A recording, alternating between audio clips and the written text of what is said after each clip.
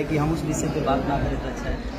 हमारी बात इस बढ़ोतरी के तौर पे होनी चाहिए। भाई से गले मिलेंगे तो बड़े भाई हमेशा रहे हैं मेरे और हमेशा रहेंगे, इसमें दो राय है कहाँ।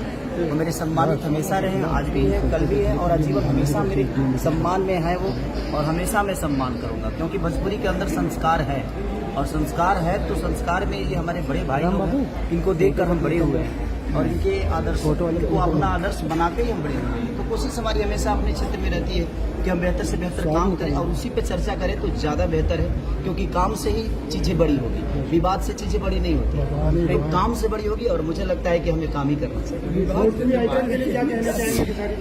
बस भोजपुरी के लिए इतना खर्चा चाहिए, इतने कलाकारों को इकट्ठा करके भोजपुरी के बारे में सोच रहे हैं, तो मनोज ने जो बात कही कि हमें भी इस पे सोचना चाहिए ताकि इनके साथ हम भी जुड़े, तो हम भी, हमारा भी एक दायित्व बनता है कि हम भी भोजपुरी के लिए, आज भोजपुरी ने हमें बहुत कुछ दिया है, तो उस भोजपुरी के लिए हमने क्या दिया है, तो अब सोचने की विषय है कि हमें सोचकर और इस चीज़ को बड़ा करना चाहिए। सर, आज के कार्यक्रम के बारे में क्या कहेंगे?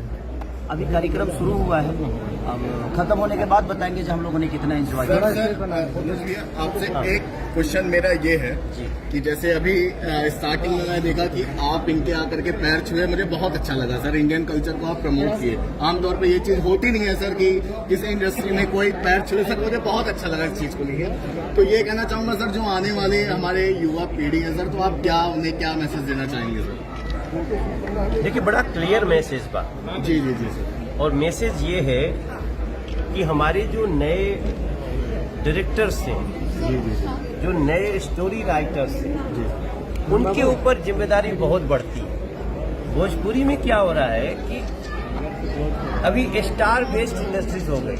आप सब सवाल मनोज तिवारी से करब, सब सवाल खेसारी से करब।